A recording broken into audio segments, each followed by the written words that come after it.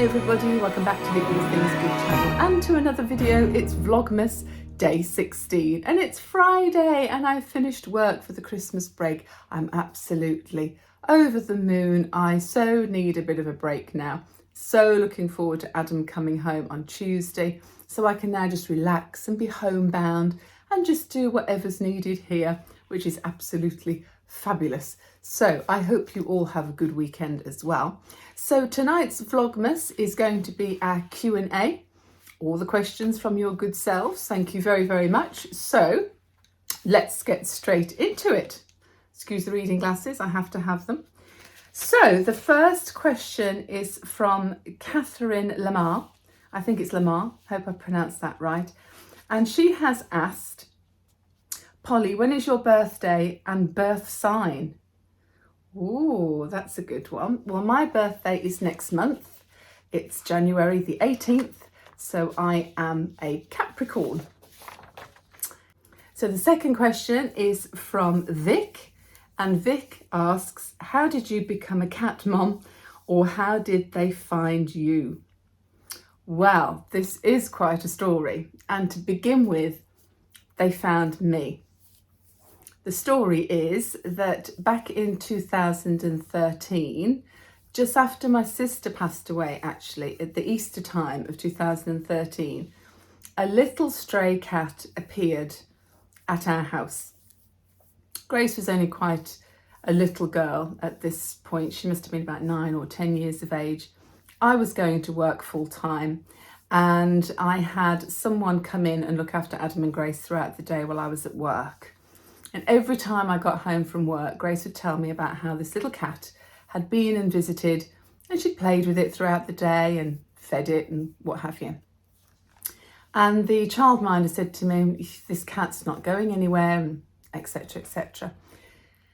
Grace said, could we keep the cat? And I said, no, because we don't know where it's from and who it belongs to. And then Grace reassured me that she'd spoken to another little boy in the area who had told her the cat was a stray and had been abandoned from a lady that had been evicted out of a nearby home. So I thought, I'm not sure about this story. I don't know whether it's true or not. The following day, another neighbour told me the same story.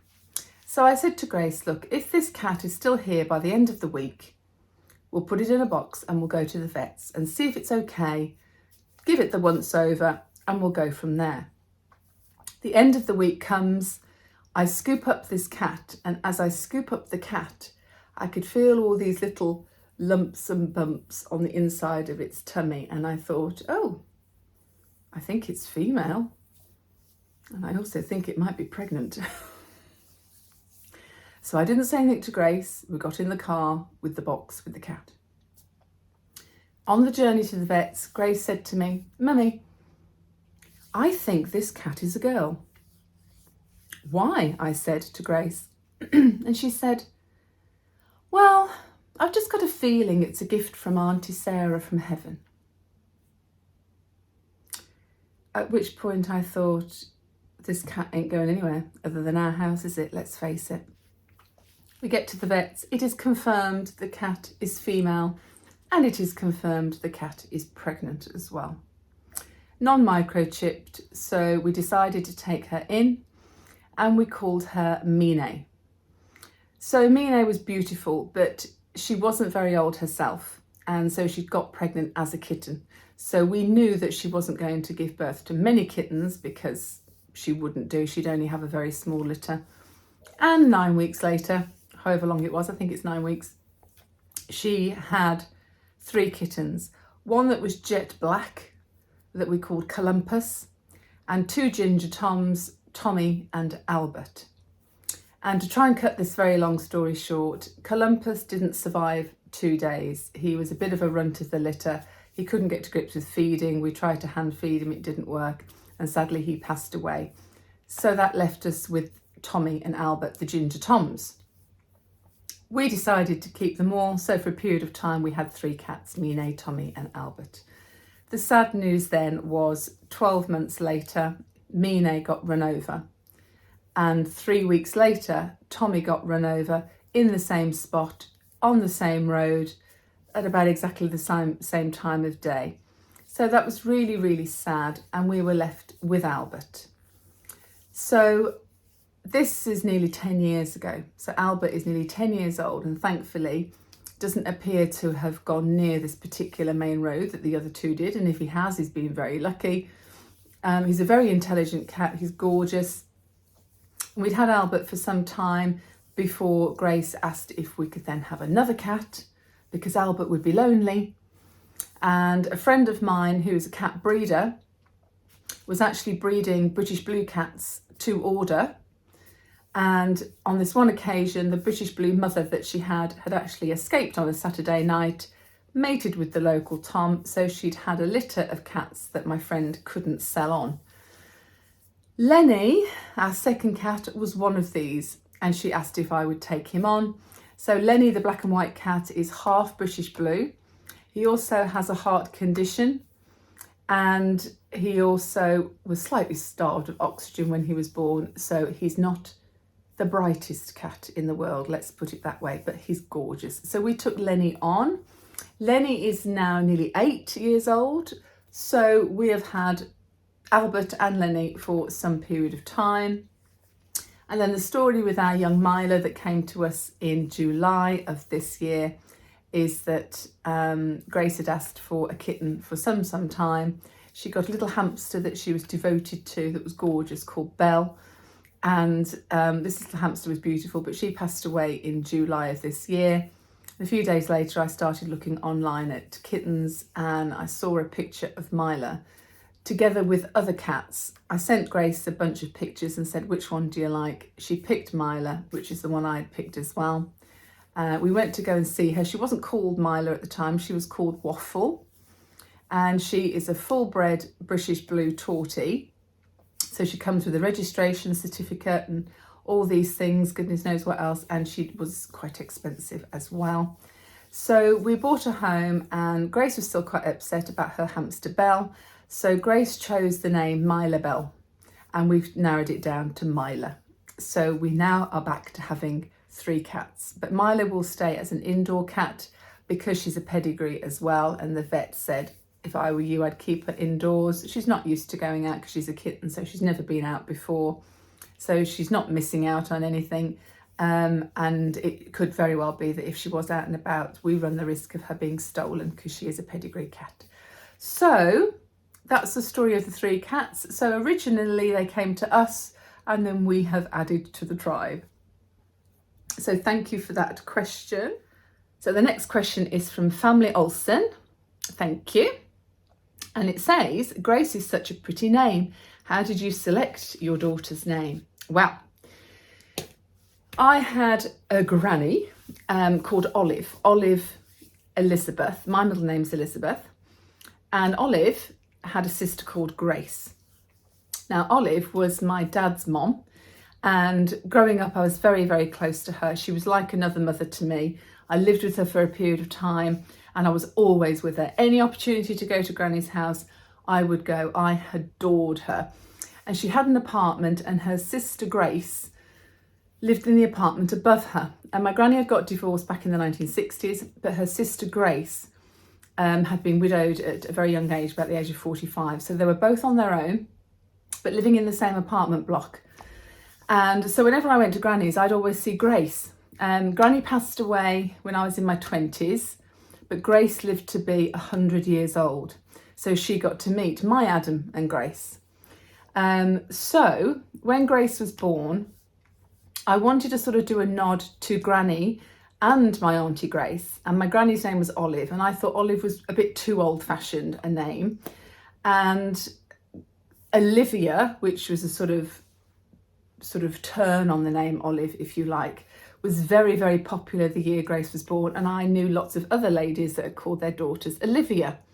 So I decided to call her Grace after my great aunt Grace, and Olivia, her middle name, is a bit of a nod to my granny Olive. And the other reason I called her Grace is because my favourite actress in the whole world is Grace Kelly. So it's a nod to Grace Kelly as well. Thank you for that question. What have we got next? Right, there's a few people that have asked the same question. So this question has come from Caroline Atterby. It's also come from, let me see what I have here. Also come from Julie Williams. And it's also come from Carol Robinson.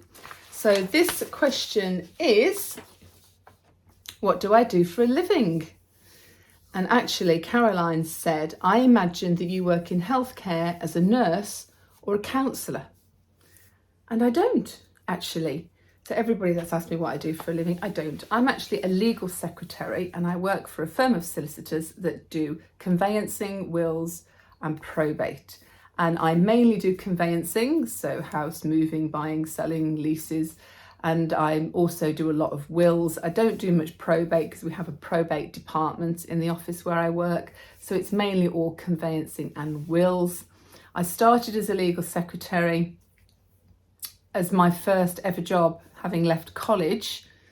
College is another thing to talk about on another occasion because I studied media studies and performance arts at college.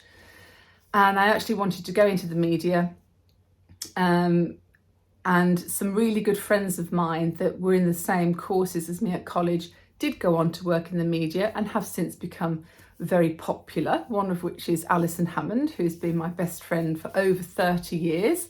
I'm sure some of you will have heard of Alison and seen her on the television. We did the same courses together at college. I also went to college with a couple of people that were in Coronation Street, and I couldn't quite decide whether I wanted to work behind the scenes in production or whether I wanted to go into television presenting. I did do a couple of bits and pieces for television, and then I auditioned for a couple of popular television programs as well, and I didn't get it.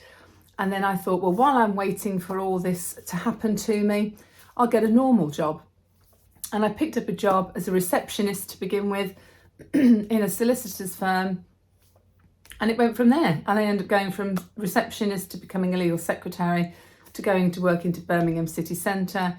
And then that's where I met my husband, my first husband. He was a solicitor at the firm I went to work for. And I stuck with that job. The only times I haven't done that job is when I went on maternity leave, and also when I first got divorced. And I'd only worked part-time for a bit. When I first got divorced, I knew I had to go back into full-time work. And I ended up drifting for a little while into accounts, which I didn't particularly like.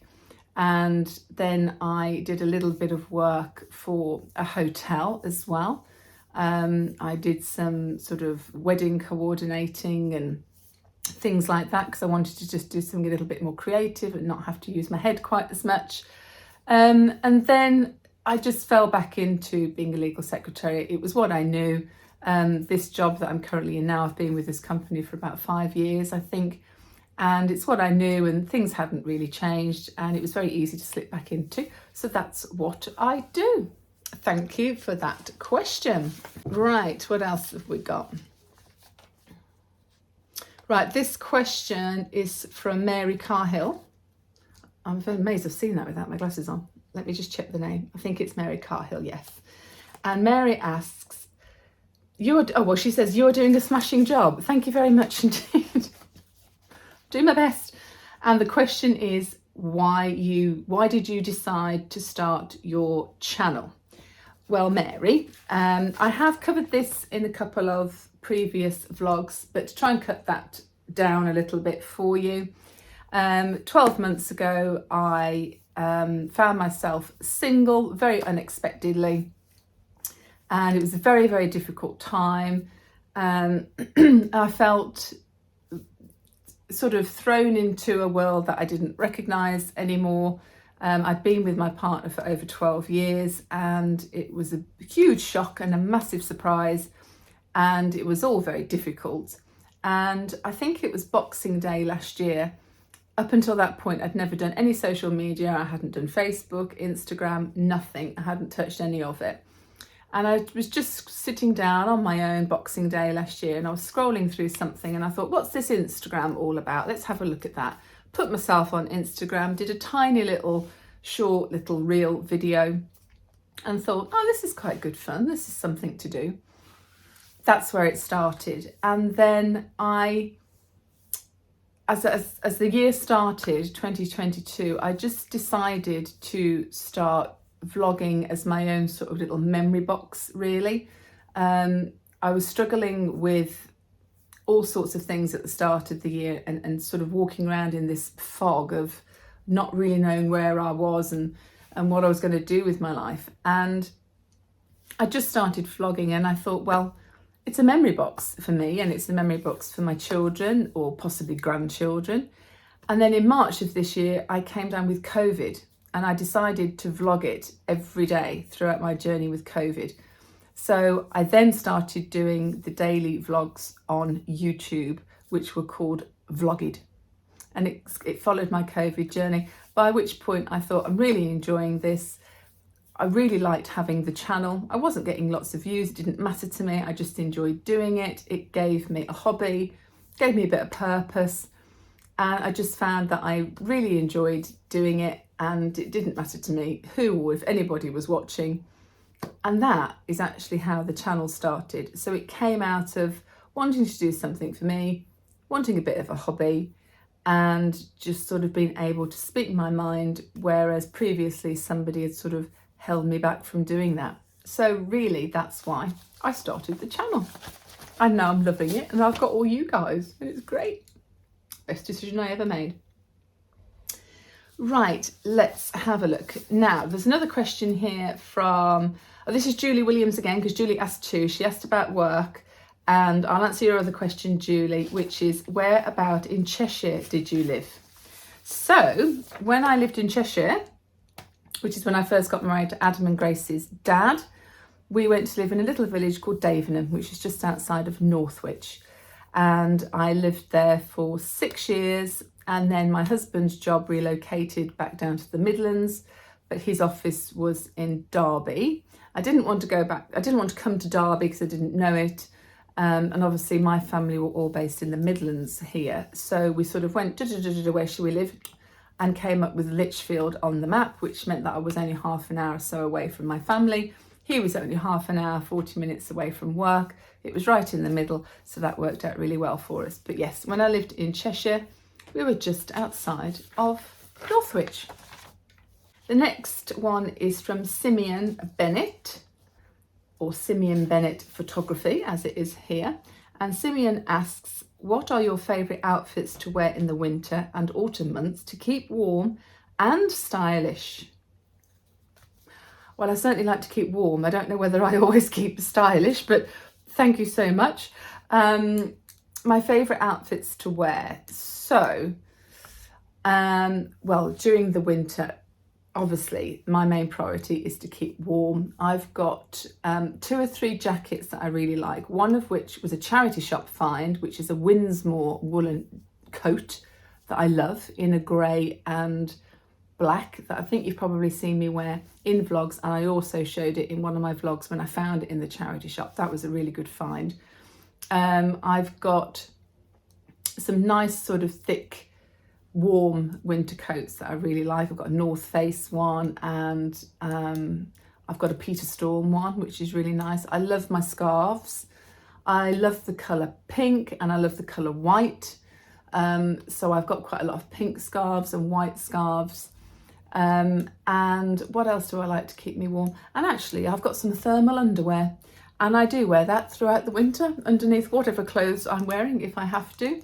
Autumn wise, I like to, if I can, stick with autumnal colours, but I find that sometimes autumnal colours work better on people with brown hair, and as mine is blonde, I often sort of keep to blues, blacks, whites, rather than browns and reds and oranges and things like that. But I'm pretty casual most of the time that I'm at home. I often wear just jeans and a hoodie, or just some sort of warm sweater top to keep me warm and cozy. So if I was going out and it was the winter months or the autumn months, I'd probably wear, I've got a really nice new velvet black long dress actually, which is quite goey outy. So that would be nice for a special occasion in the autumn or the winter.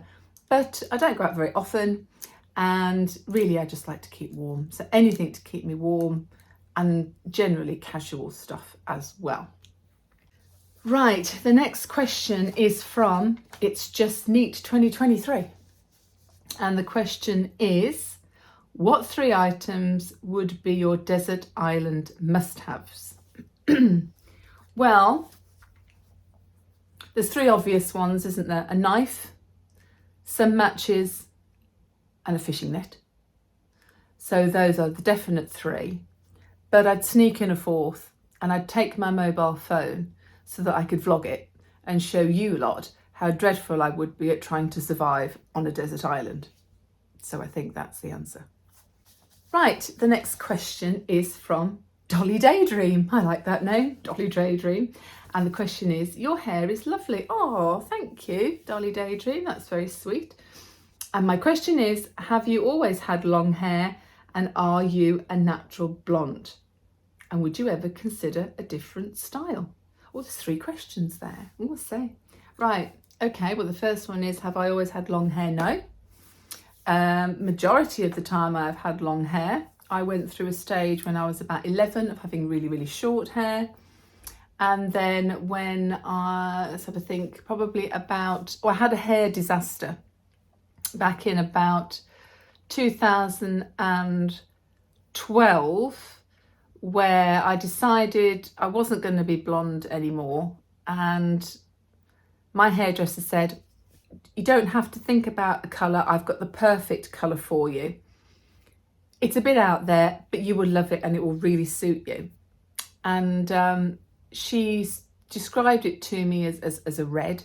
And I thought, oh, that'd be nice. A sort of dark chestnutty red might suit me. That might be quite nice. Anyway, when she did my hair, she didn't put any toners through. She didn't progress the colour of the blonde.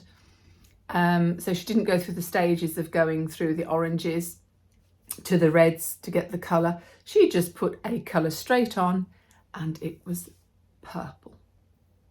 And within 3 days of me having purple hair and a lot of washing, it then turned bright pink. So I then coloured it myself, a dark, rich brown colour to hide exactly what was going on. I went to another hairdresser, and I haven't seen that previous hairdresser since. And I then had it cut into a bob. So it was about like that sort of length. And I had it like that for about 12 months till I grew it all out and went blonde again. However, the other part of the question is, are you a natural blonde? No, I'm not a natural blonde. I'm probably quite grey now, because I have been blonde for a long time, so I don't really know what's going on underneath this. But naturally, I am quite a dark brown. My mom still colours her hair, as you've probably seen, but my mom was very dark, olive skin, and when she was young, she had very, very thick, rich black hair, and she also very, very olive skin, so she almost looked quite Spanish or foreign. My dad, on the other hand, was very, very fair-skinned with freckles and ginger hair, very Prince Harry. So I ended up being a bit of a combination. I've got pretty fair skin like my dad, but I ended up having quite dark hair like my mom, and I never thought it quite suited me. So I always went a little bit lighter in my hair colour, even as a teenager, and then it sort of just got blonder and blonder over the years, and I've kept it blonde. And would I ever consider a different style? Yes. I'm going to keep my hair probably long for some time yet, because I am nearly 48, and I'd like to make the most of having long hair, because I think perhaps when you get into your, I don't know, late 50s or 60s, you might not necessarily have as long hair. So I'm going to keep it long for as long as I can, and then then I'll probably think of a different style. Right. The next question is from Carol Wheatley. Thank you, Carol. Carol asks, Polly, do you think people have changed since COVID? What are your thoughts on this? That's a really good question. I think the easy answer is yes, I really do think people have changed. I think everything has changed. I think even the way people work has changed. There's so many more people now that can work from home and do work from home, work remotely. I think technology now has enabled people to do that. I don't always think it's necessarily a good thing. I think it can be for some. and it's not for others. Certainly in my line of work, it's caused complications. The company I work for are a very small family-run traditional firm of solicitors, and when you're dealing with the big corporates, say in London, if they're all working from home, you can very rarely get hold of the same person twice. It takes ages to get a response, or you get 2 or 3 responses with 2 or 3 different things going on. It can make things a bit difficult. So I do think it's changed our working lives. And I think that some people, I think it's made them more aware of loneliness and people that are on their own. I know for a fact that my ex-partner's mother, when we were locked down, never saw anybody, and she didn't even want to see me or my partner other than standing right at the end of her garden, which was following the rules, which was right, or right at the end of her driveway. She didn't even like me delivering the shopping to her front door, which I did every week. It made her very lonely. She was living on her own anyway. And it wasn't until all that we were able to come out of that and go and visit her that actually we realised that she'd been struggling a lot more than we realised, and we perhaps should have made the decision at sometimes to have actually have not broken those rules, but to have said to her, look, we can at least stand this far away from you and we need to check you're okay and what have you. And I think it has made people a little bit more aware of people that are on their own. I think it's also a bit like anything in life, really. I think sometimes when we're in dire straits, we all try to pull together. And then when things go back to normal, we forget, and we forget to pull together. And it's almost as if, oh, that's done now, it's gone, it's finished, we'll go back to normal.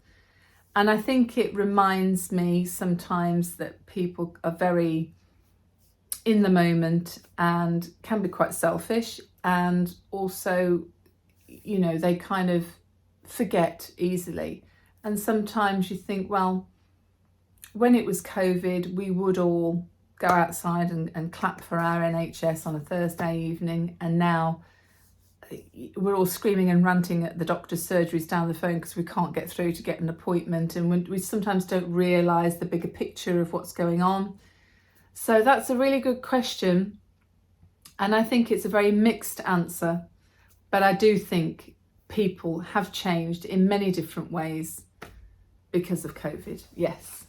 Thank you, Carol. Okay, this next question is from Sally James.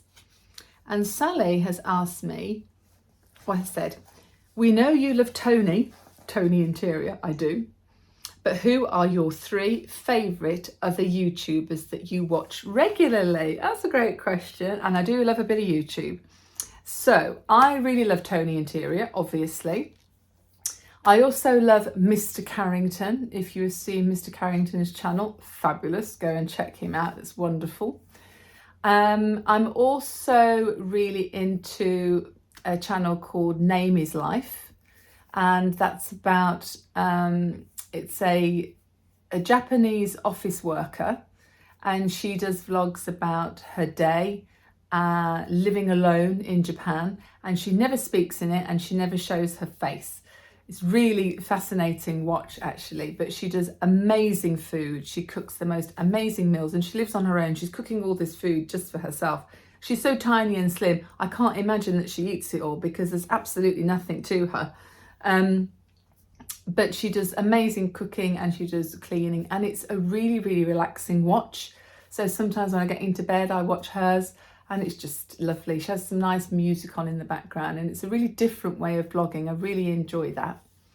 And I'm also following a lady called Tiffany Thinks. And this is quite a sad one, really, because I landed upon Tiffany's channel. She's a very, very young girl. She's only in her 20s, I think, late 20s. And unfortunately, Tiffany is battling bowel cancer at the moment. And obviously, bowel cancer is what my sister passed away from in 2013. So it kind of cropped up on the channel for me, and I thought, oh, this is interesting. I'd like to follow her. And I have been following Tiffany's journey for just over 12 months now. It's still ongoing for her, unfortunately, but she's very positive. She has a fabulous family, and she shares her vlogs with her mom, that she also is known as Amma, and her lovely, as she calls her darling boyfriend, Matt. And they're just lovely, lovely vlogs. She's doing VLOGMAS at the moment as well. So that's another one. And one of the most important YouTubers that I've been following for the past 12 months is a channel called Narc Daily, which is run by the lovely and wonderful Andrew Gilroy. I followed that channel after my separation last year, when I suddenly landed upon it, and he had all the answers for me to exactly the kind of person I'd been with, what was going on.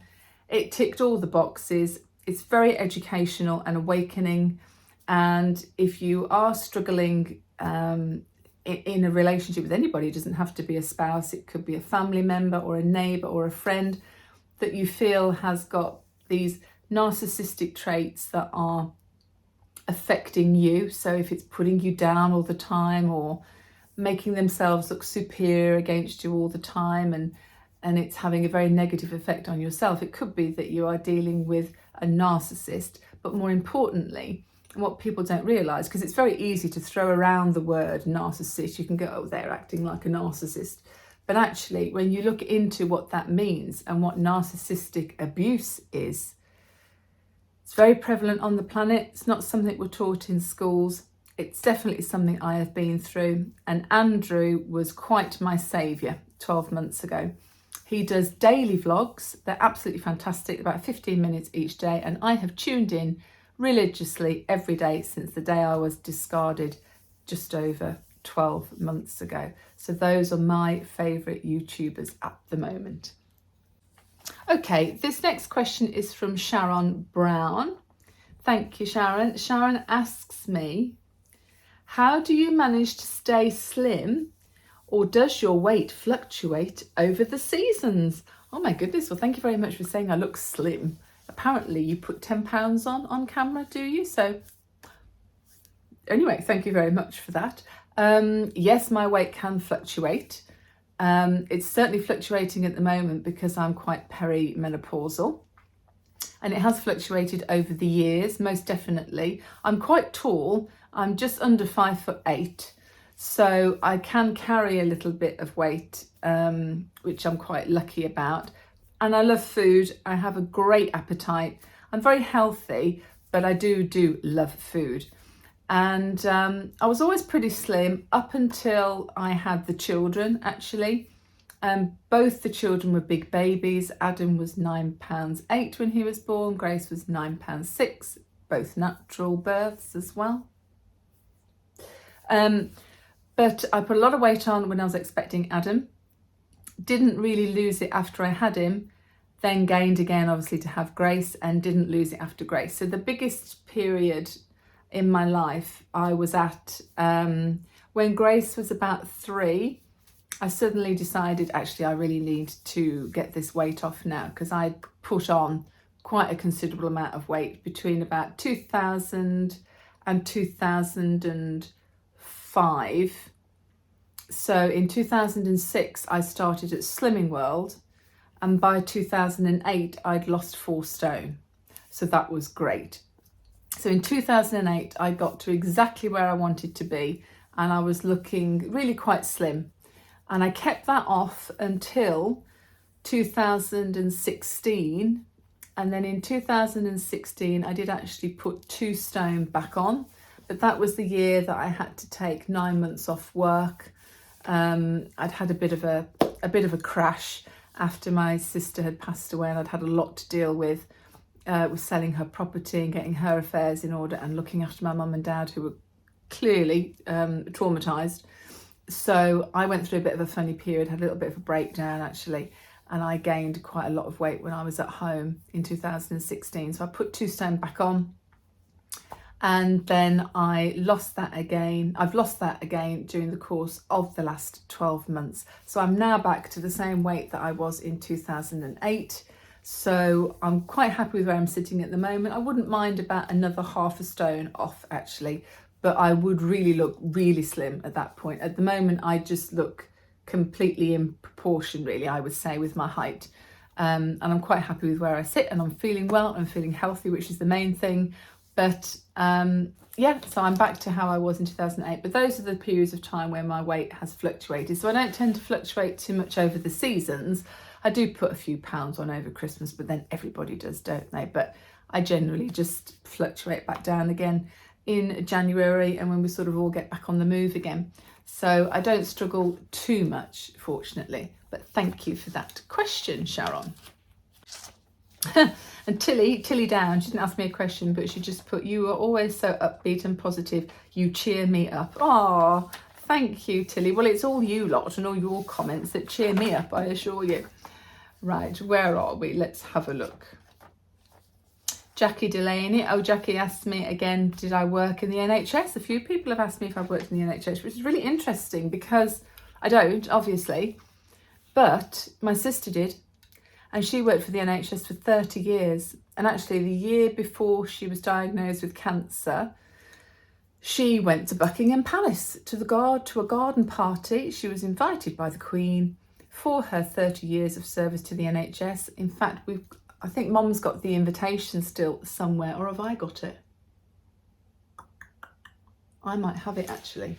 Hang on a minute. Oh, this is my special memory box for Sarah. This has got all Sarah's bits and pieces in. Oh, look. Yes, it's here. I'm thinking, oh no, it's not. Hang on. This is the envelope. So I can show you her address and her name, because obviously she's not with us now and she doesn't live there anymore. But this is what came through the post. And there's the rule mark on the back. And then when she opened it, it was a invitation to a garden party at Buckingham Palace for her services to the NHS for 30 years. Mom's got the invitation because she's got it framed in her lounge. And this is something else that was inside. Oh, this is what to do on the day.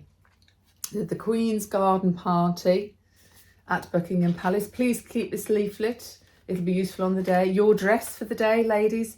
Please dress with the hat or uniform, no medals. Trouser suits may be worn. Gentlemen, morning coat, lounge suit or uniform, no medals. Checklist for the day. Please bring with you. Please do not bring. And then, oh, is everything in here? What happened? The arrival. Where they should park, where they should go, the bands, the teas that were going to be served, chairs, please do not reserve chairs, little map on the back. And this is the strict security guidelines for all guests attending Buckingham Palace. So I've managed to keep on hold of that, and I've got the envelope, Mom's got the invitation. But yes, Sarah worked for the NHS for 30 years, and it wasn't until she became ill that she ever needed their services. And then, my God, she needed them a lot. I'll show you this picture. I don't know if you can quite see this. I'll have to show you a better picture of Sarah at some point, because Sarah looked just like Lady Diana.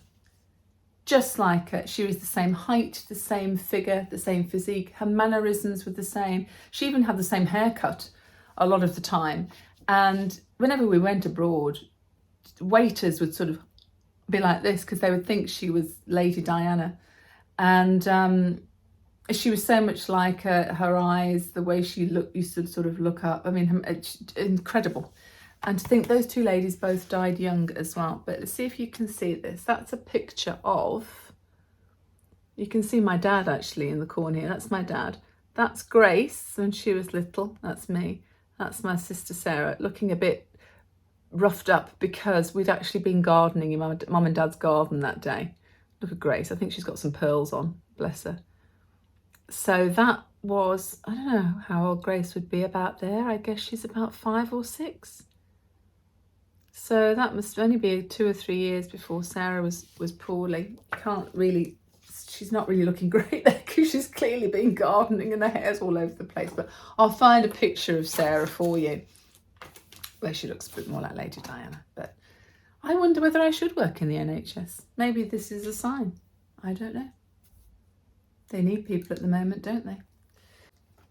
Oh, Debbie Kennedy. Debbie also asked what job do I do other than looking after mom?